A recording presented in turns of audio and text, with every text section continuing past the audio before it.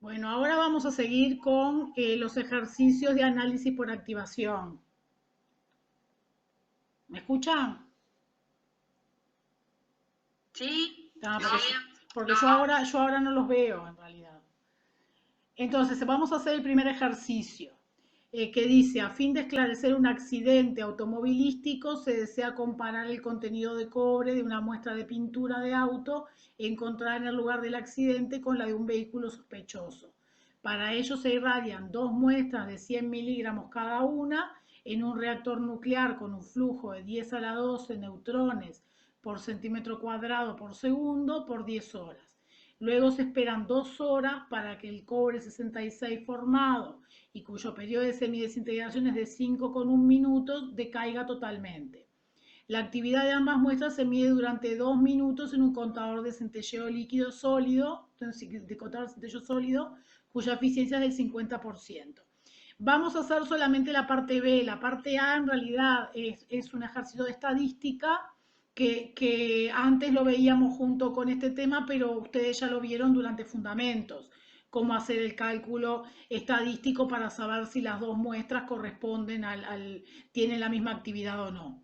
Vamos a hacer la parte B, que es la que es específicamente de análisis por activación. ¿Y qué nos pide? Calcular el contenido de cobre de la pintura encontrada en el lugar del accidente, sabiendo que la sección eficaz para la reacción N gamma de cobre 63 para dar cobre 64 es de 4,51 bars, el T1 medio del cobre 64 es de 12,7 horas y la abundancia isotópica del cobre 63 es de 69,09%. Es la letra que tenemos. Entonces, el análisis por activación se basa en el uso de reacciones nucleares N-gamma, porque nosotros tenemos que con una reacción N-gamma que suma un neutrón al nucleido de partida, se producen isótopos radiactivos de los elementos presentes en la muestra. Y la actividad que se genera por esta irradiación es la que nos permite calcular el contenido original del elemento en la muestra. O sea, en este ejercicio queremos saber el contenido de cobre. Partimos del cobre no radiactivo que contiene la muestra, hacemos una reacción N-gamma y obtenemos cobre radiactivo, medimos esa actividad y con esa actividad nosotros podemos saber qué cantidad de cobre originalmente había en la muestra. Esa es la idea del ejercicio. Entonces, lo primero que tenemos que repasar para poder resolver esto es la ecuación general que teníamos para calcular la actividad en una reacción nuclear. Y en una reacción nuclear nosotros teníamos que la actividad obtenida va a calcularse como la cantidad de núcleos del blanco por el flujo de partículas, por la sección eficaz y después por este factor 1 menos c a la menos logaritmo de 2 por el tiempo de irradiación sobre el T1 medio del nucleido formado. ¿Ah? Esa es la ecuación general que tenemos que utilizar.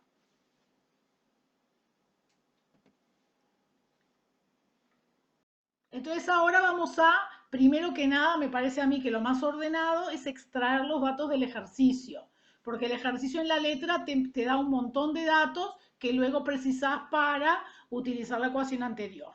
La masa de la muestra, el flujo de partículas, el tiempo de irradiación, la reacción que ocurre. La reacción que ocurre es cobre 63, N gamma cobre 64, ¿ah? La sección eficaz de la reacción, el periodo de semidesintegración del nucleido formado y la abundancia isotópica del blanco.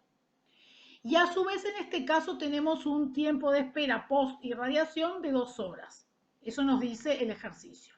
¿Por qué tenemos un tiempo de irradiación, de post irradiación de 2 horas? Porque si bien la letra no lo dice explícitamente, el cobre tiene dos isótopos estables, el cobre 63 y el cobre 65. Los dos experimentan reacción N-gamma, pero la letra te dice que el cobre 66 que se forma tiene un periodo de semidesintegración muy corto y que esperando 2 horas lo eliminamos totalmente. O sea que el cobre 66 no lo vamos a tener en cuenta porque si bien no lo vamos a calcular, el ejercicio nos dice que luego de 2 horas desapareció completamente, ¿no? A su vez, tenemos datos sobre la medida de actividad. Se hizo una medida de 2 minutos con una eficiencia del 50% y me dio un conteo de 23.500 cuentas por minuto, ¿no? ¿Está más o menos claro?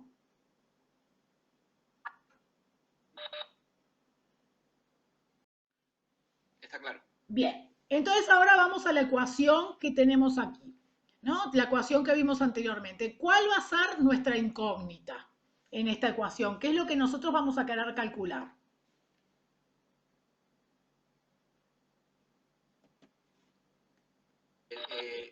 Los núcleos, ¿no? Exacto. Nuestra incógnita es n, que en este caso el n va a ser la cantidad de núcleos de quién. De cobre sería. En realidad no. En realidad lo, lo que nosotros calculamos es cantidad de núcleos de cobre 63, porque la actividad que nosotros medimos es solo de cobre 64. Entonces, en la primera etapa nosotros vamos a calcular la cantidad de núcleos de cobre 63, que no son todos porque dijimos que el cobre tenía dos isótopos estables. Pero después al final vemos cómo a partir de esos núcleos de cobre 63 podemos saber el contenido total de cobre. Pero en principio el N siempre va a corresponder al núcleo blanco. Entonces, primer paso, calculamos la actividad en becquerel. Vamos a ir llenando todos los huecos en esta ecuación. Y nosotros sabemos la actividad medida, ¿tá? Y sabemos la eficiencia. Ya no te pregunto qué era la eficiencia porque ya lo viste antes con Emilia. Así que nosotros calculamos la actividad además la tenemos que calcular en becquerel. O sea que hacemos las cuentas por minuto dividido la eficiencia y dividido 60, porque nosotros queremos las desintegraciones por segundo y tenemos las cuentas por minuto. ¿Estamos bien? Sí. No. Tenemos una actividad de 783 becquerel. Siguiente paso, calculo la actividad antes del tiempo de espera. Porque esta actividad es, irradié, esperé 2 horas y medí. Y yo necesito saber la actividad antes de estas 2 horas. Porque esas 2 horas no están contadas en la ecuación que tenemos arriba. O sea que hacemos para atrás el decaimiento y vemos qué actividad se generó en la irradiación. O sea, 2 horas antes. Y tenemos que, aplicando la ecuación de decaimiento, tenemos una actividad de 873 becquerel. Esa es la actividad que tenemos que poner en nuestra ecuación. Siguiente paso, calculo, bueno, ahí tengo que calcular todos los valores de la ecuación para despejar n, pero yo lo hice en 2 pasos. Primero calculé el factor de decaimiento de la ecuación de activación, que es el que está entre paréntesis, simplemente teniendo en cuenta los tiempos, el tiempo de irradiación y el periodo de semidesintegración. Y ahí sí paso a calcular el n con la ecuación, ¿no? Poniendo el valor de la actividad y poniéndole el valor que teníamos en la letra para los demás parámetros que aparecen en la ecuación, que es el flujo de neutrones y la sección eficaz. Lo único importante a tener en cuenta en este punto es recordar que un barn es 10 a la menos 24 centímetros al cuadrado. Si nos olvidamos del 10 a la menos 24, vamos a obtener cualquier cosa. Ahí se nos complica porque los números van a dar muy disparatados. Las secciones eficaces van a estar siempre o en barns o en millibarns. O sea que 10 a la menos 24 o 10 a la menos 27 centímetros al cuadrado. En la ecuación, el sigma tiene que ir en centímetros cuadrados, porque el flujo lo tenemos en partículas por centímetro cuadrado y por segundo, ¿no? Por eso también, porque tenemos el flujo en partículas por centímetro cuadrado y por segundo, es que tenemos que poner la actividad en becquerel y no puedo poner la actividad en desintegraciones por minuto, como calcularía directamente a partir de la letra. ¿Está claro? Sí. Entonces, ya dijimos que el N que yo calculé corresponde solamente a los núcleos de cobre 63, porque yo no medí el cobre 66 que se formaría con el cobre 65. Los núcleos de cobre 63 son el 69,09% del total. ¿Por qué? Porque la letra me dice que la abundancia isotópica es del cobre 63 es 69,09. Tengan en cuenta, no sé si lo puse en algún lado, que la abundancia isotópica es el porcentaje de átomos de un isótopo, no es el porcentaje masa, es el porcentaje de átomos, porque varias veces lo he visto en años anteriores, en los ejercicios, que confunden en la definición. Abundancia isotópica es porcentaje de núcleos o de átomos de un cierto isótopo en la mezcla natural. O sea que de los átomos de cobre, solamente el 69,09% corresponden al cobre 63. Y por lo tanto, para calcular el N total, tengo que dividir la cantidad de núcleos de cobre 63 que calculé entre la abundancia isotópica. ¿Ya? Y obtenemos la cantidad N ahora sí de átomos totales de cobre, que son 667 por 10 a la 14. El ejercicio me pide el contenido de cobre en la muestra y no me dice en qué unidad expresarla.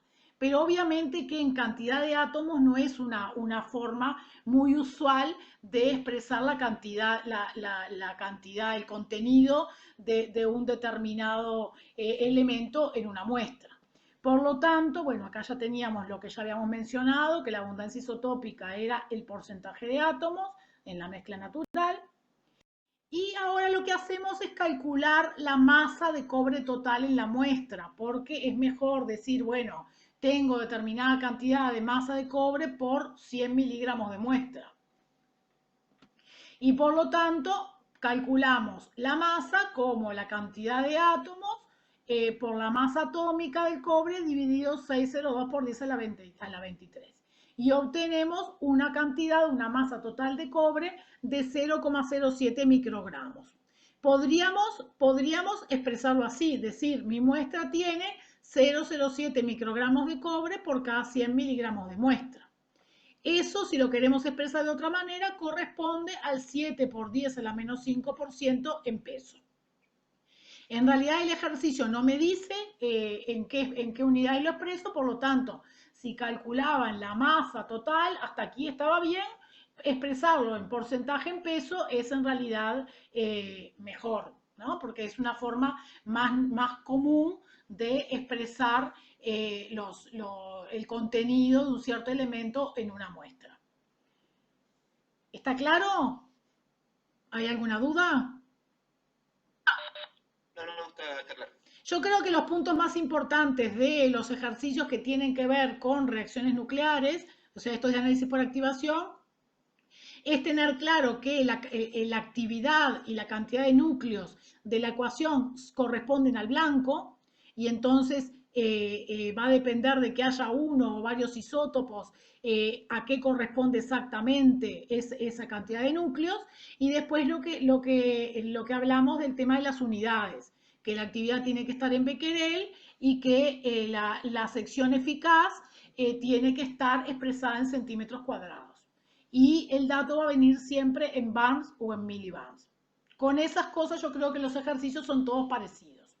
Como estamos bien de tiempo, vamos a hacer el segundo ejercicio, que es un poco diferente, pero también lo podemos hacer rápidamente porque de hecho aplicamos más o menos los mismos conceptos. El siguiente ejercicio me dice, se desea determinar el contenido de mercurio en una muestra de cabello mediante análisis por activación neutrónica, para lo cual se irradia una muestra de 1 gramo durante 1 hora en un reactor con un flujo de neutrones de 1 por 10 a la 14 neutrones por centímetro cuadrado segundo. El mercurio tiene dos isótopos activables, el mercurio 196 y el mercurio 202. ¿Es posible determinar una concentración de 100 nanogramos de mercurio por gramo de cabello Si las muestras se miden en un contador de centelleo sólido cuya eficiencia es del 25% y en el que la actividad mínima a medir con adecuado error es de 250 CPS, esto es lo que me plantea el ejercicio, si yo puedo determinar esa concentración de mercurio en el cabello. Vamos con la misma lógica del ejercicio anterior a extraer primero que nada los datos del ejercicio. La masa de muestra en este caso es 1 gramo, el flujo del reactor es de 10 a la 14 neutrones por centímetro cuadrado por segundo, el tiempo de irradiación es 1 hora. Tenemos dos reacciones que ocurren simultáneamente porque tenemos dos isótopos del mercurio que nos dice la letra que son activables. Que son activables quiere decir que experimentan reacción N-gamma. La primera reacción es mercurio 196 para dar mercurio 197 y ahí tenemos todos los datos de esa reacción. Y hay una segunda reacción que es la reacción mercurio 202 N-gamma para dar mercurio 203. Nos dice cuál es la medida mínima que podemos hacer en el equipo que tenemos, que son 250 CPS. Y la eficiencia 25%. Y me pregunta si yo puedo determinar una concentración de mercurio de 100 nanogramos por gramo de cabello. La ecuación es la misma, pero ¿cuál es la incógnita en este caso?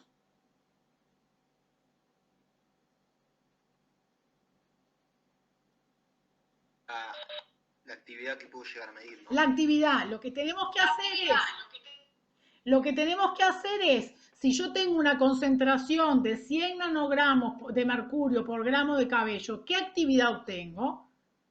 Y esa actividad es mayor que los 250 CPS que voy a medir, o sea, esa actividad me genera en mi equipo con un 25% de eficiencia una medida mayor a 250 CPS. Ese es en definitiva lo que me están preguntando, ¿no? O sea que yo tengo, como bien decía, que calcular la actividad, pero en este caso la actividad va a ser una suma. Yo voy a tener que calcular la actividad de mercurio 197 y la actividad de mercurio 203 y sumar las dos. Y ahí recién comparar la actividad suma con ese valor que me dan, que es la mínima que puedo medir con un error aceptable. Paso 1, tengo que calcular la cantidad de átomos de mercurio 197, que es el primero de los dos isótopos radiactivos que voy a medir. Y para eso tenemos que, es la masa de la muestra, ¿no?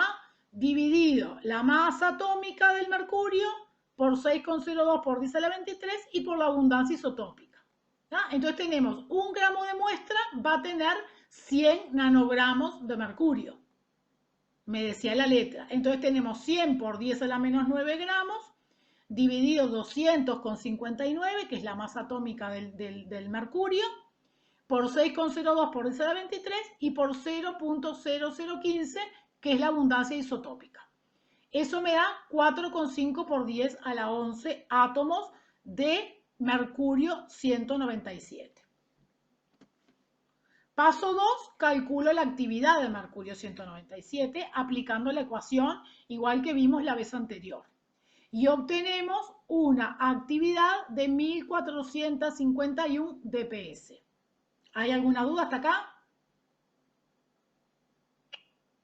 No. Hacemos lo mismo para el mercurio 202.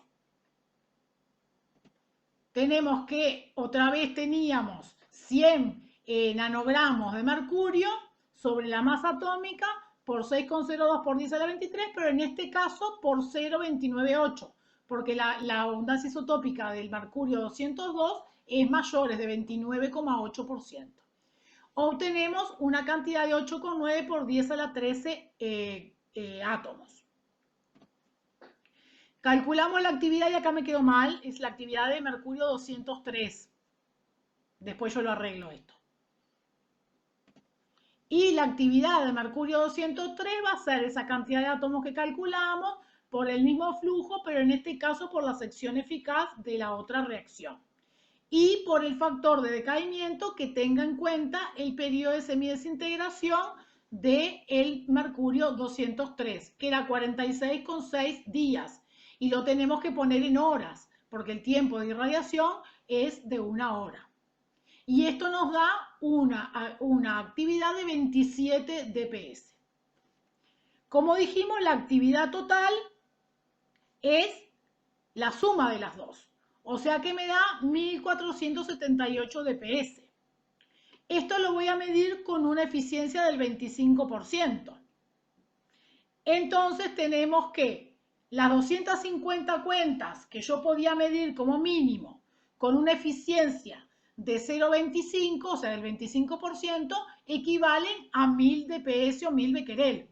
Y mi actividad es superior a 1000 becquerel. Es 1478 becquerel. Por lo tanto, ¿cuál es mi respuesta? ¿Puedo medir?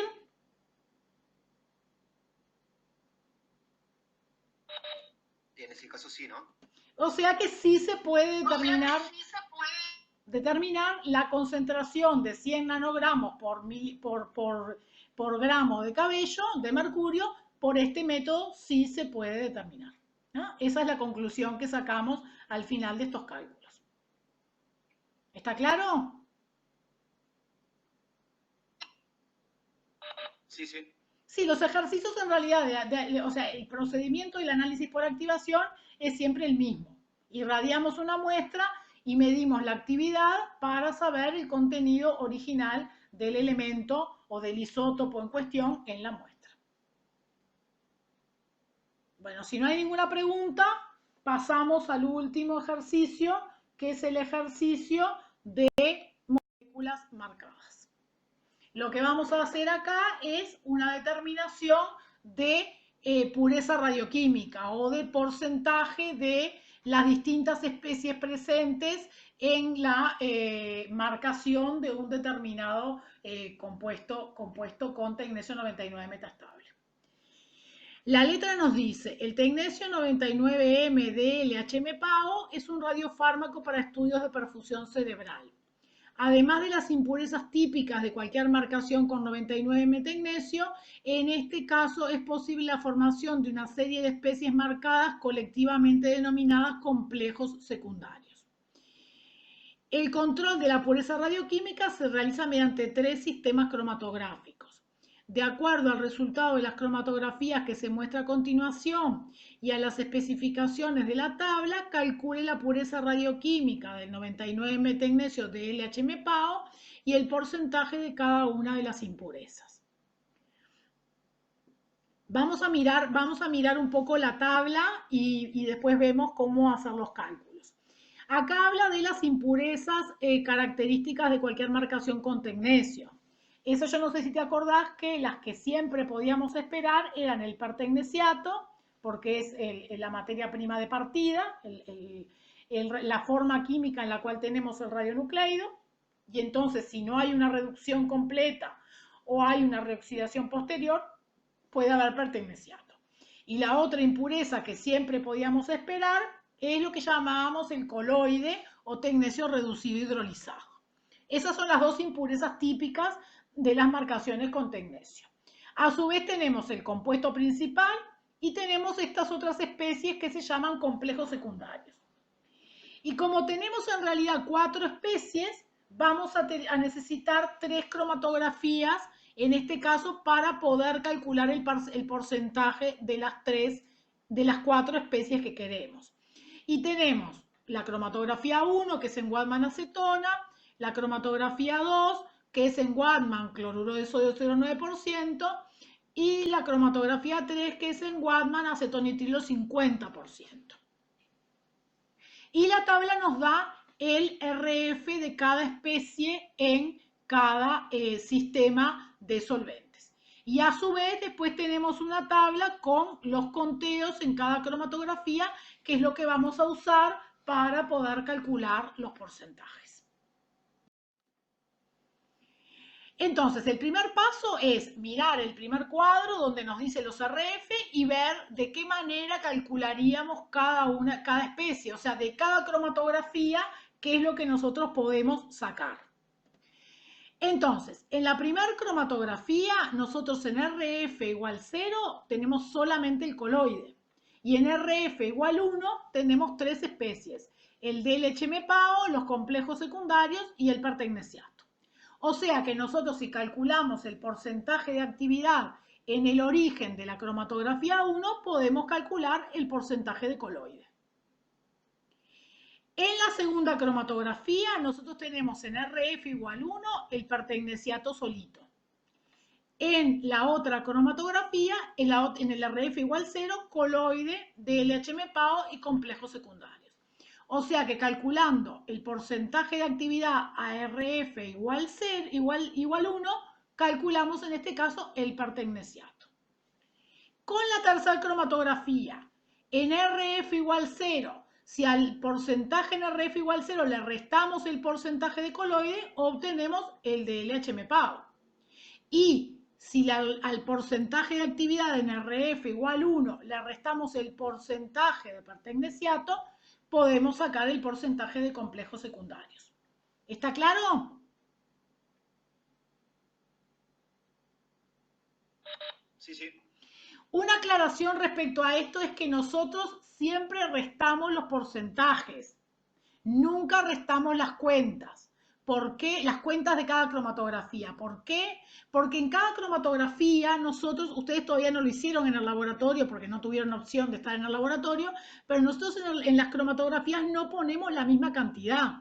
O sea, la cromatografía no es un método cuantitativo de por sí. Nosotros podemos calcular dentro de cada cromatografía el porcentaje en el origen y en el frente, pero para poder directamente restar las cuentas y no el porcentaje, deberíamos sembrar exactamente la misma cantidad en las 3 cromatografías. Y eso no lo hacemos.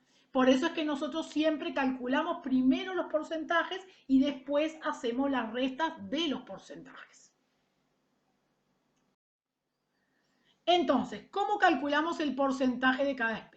Ya dijimos, porcentaje de cuentas en el origen es el porcentaje de coloide, en la cromatografía de Waldman-acetona, el porcentaje de cuentas en el RF igual 1 de la segunda cromatografía es el porcentaje de pertecnesiato y con las restas que ya mencionamos, en la cromatografía 3 calculamos el compuesto principal y los complejos secundarios.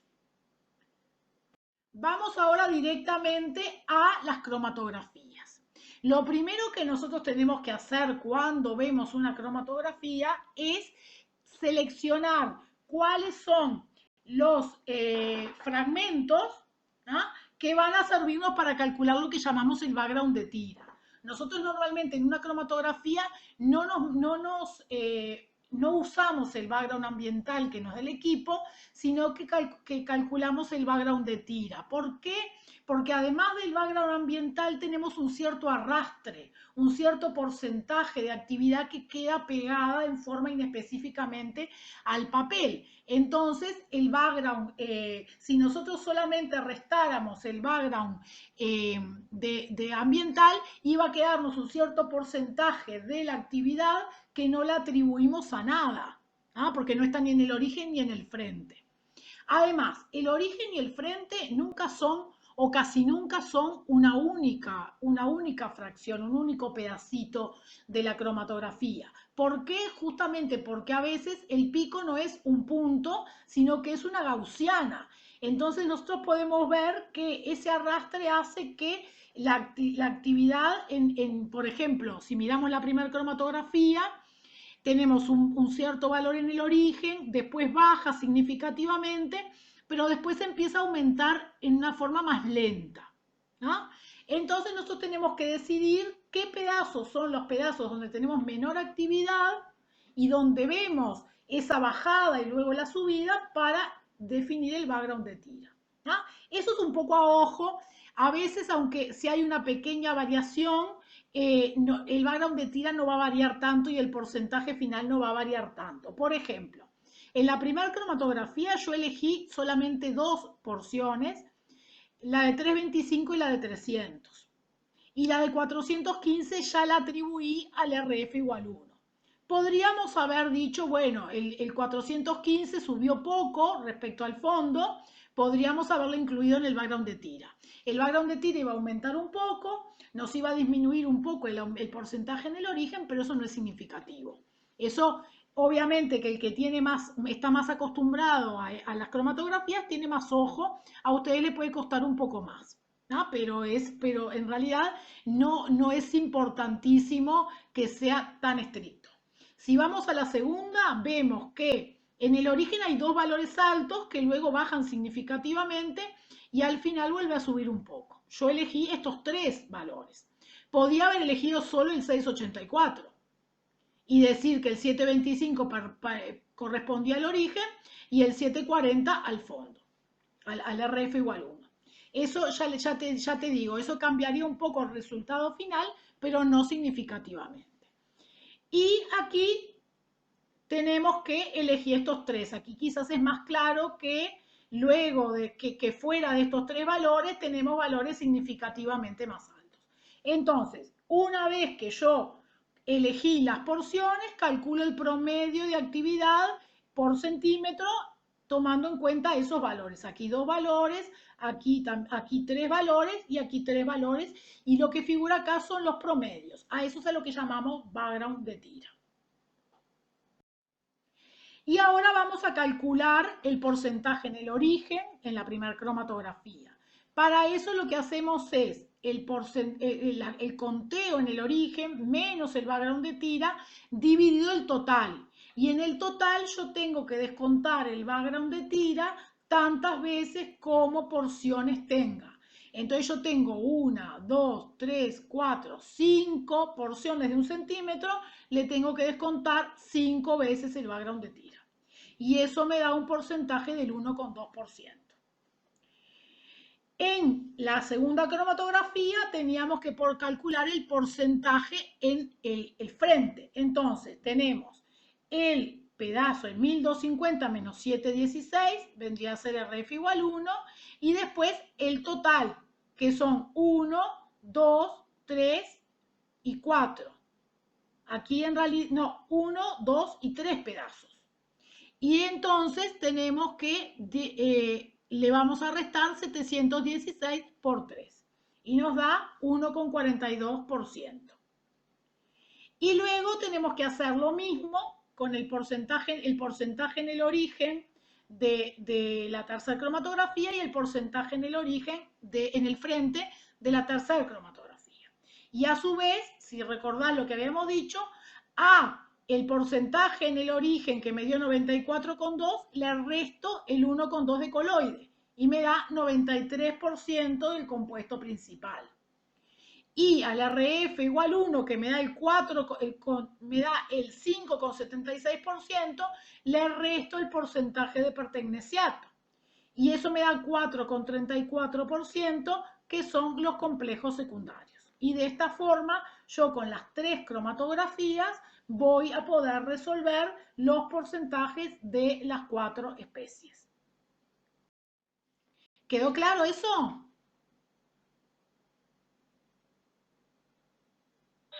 Sí, sí, muy claro. ¿Alguna duda?